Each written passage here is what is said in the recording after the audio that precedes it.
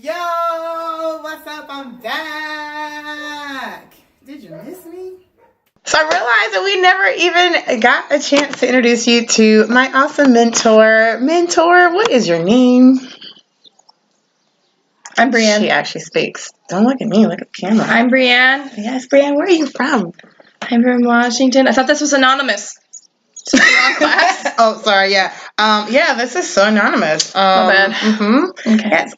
So how long have you been here in Spain at this base? 2.5 years. Why'd you come? I came the very first time, actually 3 years ago, to visit my friends, and ended up getting a lot of inner healing. And they were like, yeah, we think you're supposed to be here in this base. So then I came back 5 months later and started living here. And God blessed her with me this year. You're welcome. It took a long time to get to the goals I've been needing, in my life.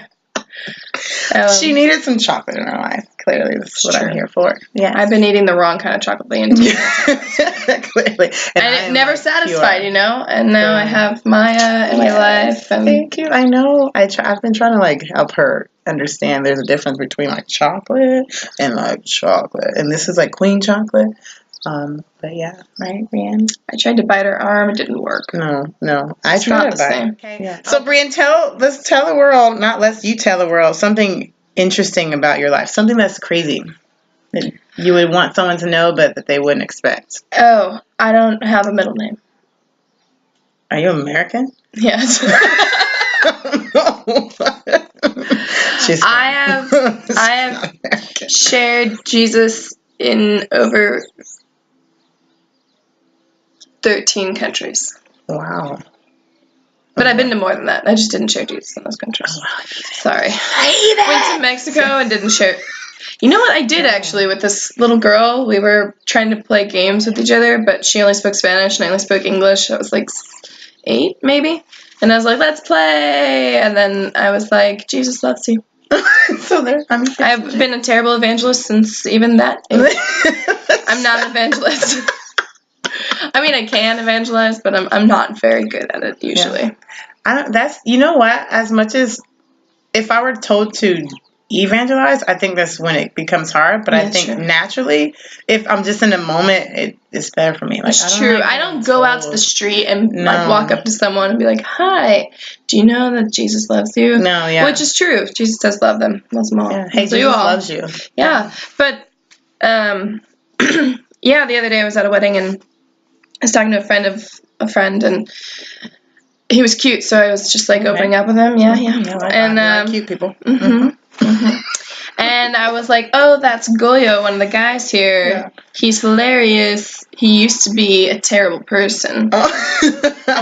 Into beating people up, pulling people out of their cars, and fighting all the time. And then he met Jesus and completely changed his life. And now he mentors people, and he's the sweetest guy. Sweet. Oh. Yeah, he's super nice. Goyo? Not really nice. Sweet. I'm just kidding. I'm just kidding. Anyways, his name means joy. Yeah. He's awesome. Anyways, I told that to the guy, and I was like, yeah, because when you meet Jesus, your life changes. And my friend was like, dude, you're evangelizing to him. And I was like, that's true. That's evangelism. And I did that well. See, if you just don't tell me to do it, then I'll do it. Without even thinking about it. That's a brat mentality. Yeah, maybe. Gosh. But when I get to, in the street, I scare people. I'm walking, I'm like, okay, I'm going to evangelize this person. I'm going to evangelize them so good. And I'm staring them down, and they're like, what's going to happen when she reaches me? And they run away. And I'm like, scares me not in the street. So that didn't go as I planned it in my head. In my head, I was like, Jesus loves you. And they cried, and I held them. And in real life, they ran away before I could even talk to them. And I held him. So what's your favorite place to go to? Or what's your favorite place you've visited? Let's say that. Oh, India. Faux show. Tell them one of the most interesting things you've done in India or experience that you've shared with us. Oh. Interesting could be gross, too. Okay. It was such a good time. Before I left, my mom was like, you can't go to India, Breanne. You can't go to India. I went there I lived there for a year. It was only supposed to be 5 months, turned into a year, but my mom was like, you're gonna go and you're gonna get sick and you're gonna have to go to the hospital and you're gonna get surgery and you're not gonna have anyone to be there with you. And I was like, Mom, no, I'm gonna be there for 5 months. I've never had surgery in my entire life. I think I'm gonna be okay. No worries. So 3 months later, I'm in a hospital because I need surgery on this lovely, it's a little bit fuzzy, but no, that's actually my clean one. Here we go. Okay, see that lovely thing? There was a cyst in there, yeah. I do now. It kind of looks like when I came back, it looked like a vagina. My friend called it my armpit vagina.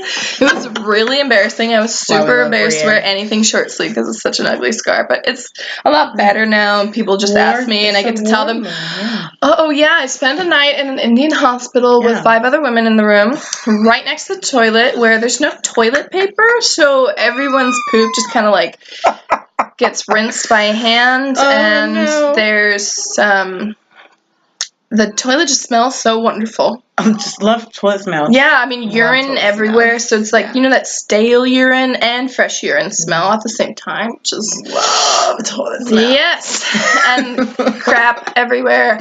And I was like, just fall asleep, Breanne, after my surgery. And the next day, the ladies come by to clean out my wound, and I've not been... It's a fly, people. She's scared of a fly. I have not been given any painkillers since the actual surgery when they gave me anesthetic to make me fall asleep. So it hurts a lot. I can't put my arm down. I slept all night like this, and I don't know if you've ever tried to sleep like this all night, but your shoulder hurts a lot. And I've been doing it for like the last 4 days because it had been hurting for 4 days before the surgery. Were you like smelling your armpit at this time too? Yeah, it was really good because, you know, I couldn't shower. I couldn't do anything by myself. That was a very humbling experience. But the ladies come, and it's like a hole in my armpit. It's a hole. So there's cotton inside the hole, and they take the cotton out of the hole. And they put medicine on a swab, and they're like cleaning it, which felt just awesome. Wonderful. So I'm crying, like, quietly to the side while they're cleaning it. I was like, just silent tears, you know, the beautiful kind. Back when I was skinny and beautiful. And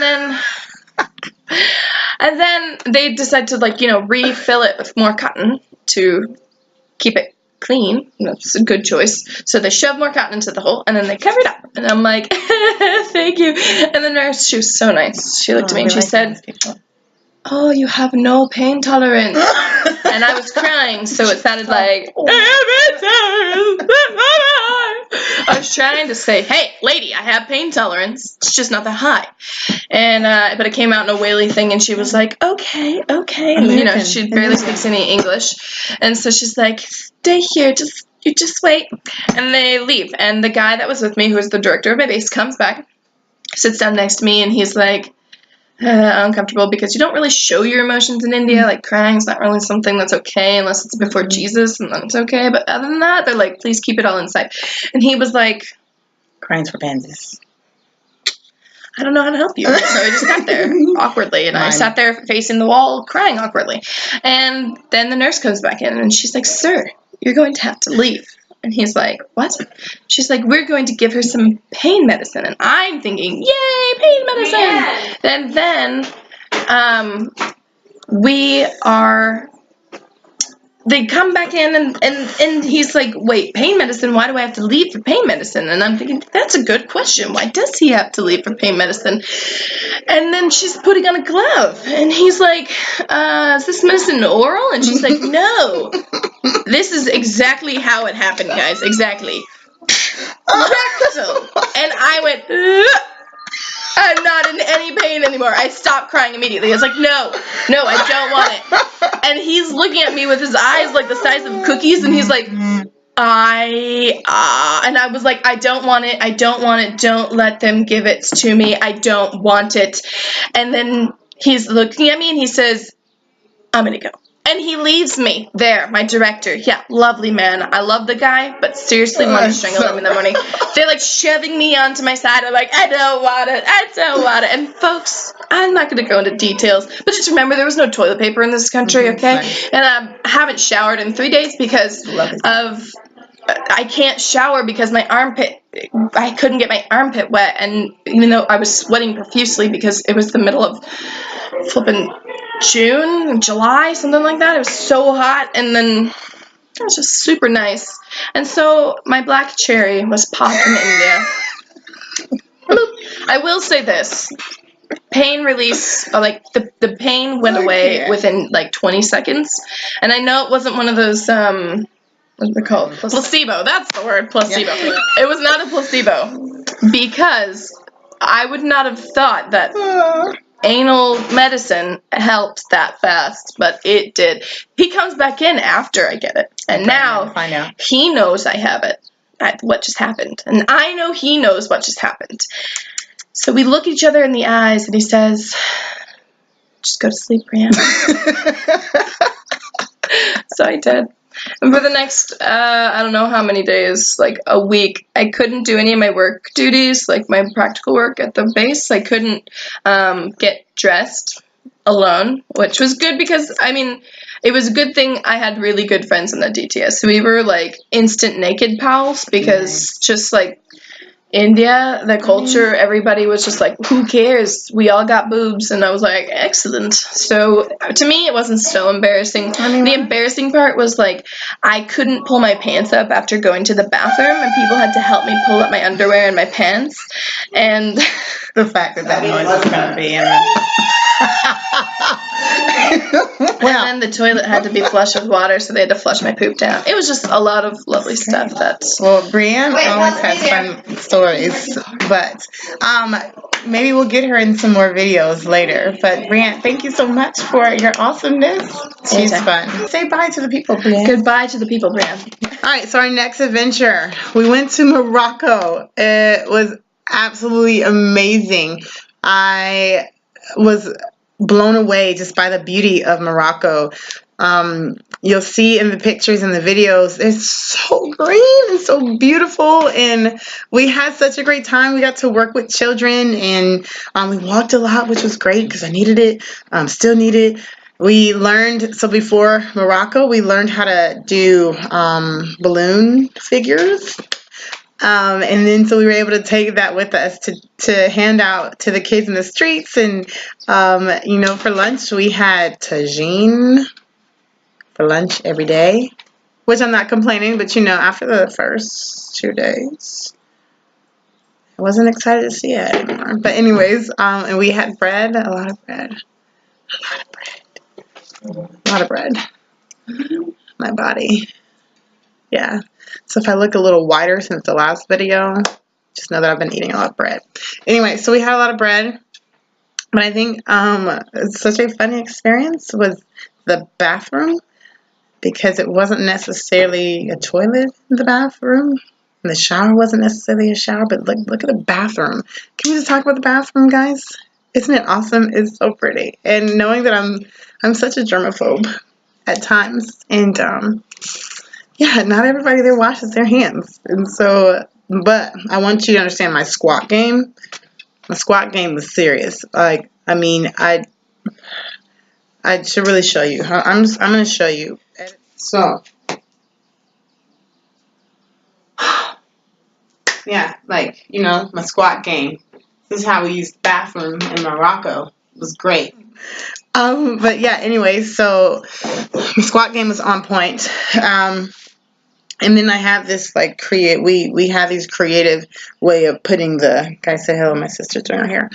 This creative way to put the toilet paper around our neck, so that way we didn't put it on the ground. And yeah, you just learn to appreciate life. But it was great. I really enjoyed Morocco. Morocco has a place in my heart. Very funny stories. The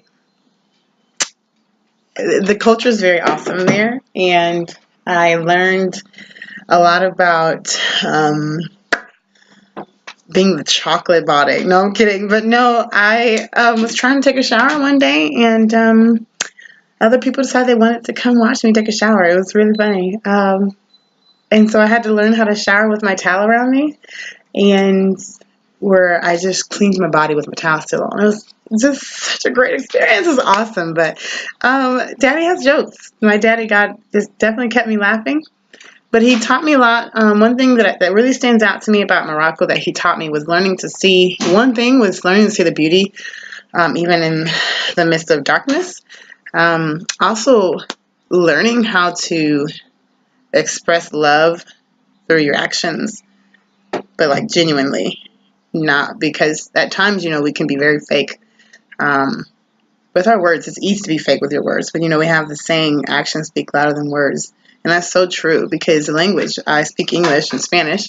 They spoke Arabic and French, and very, very little English. And so to the relationship that we built amongst each other with the kids there, it was just nothing. It was pure love. God was in the midst of it all. So I enjoyed this experience. One day, which you'll see in the pictures, we were able to take this walk up this mountain with this stream, and that's when he like really took time and showed me his beauty, but yeah, he's a gentle daddy. He's so sweet.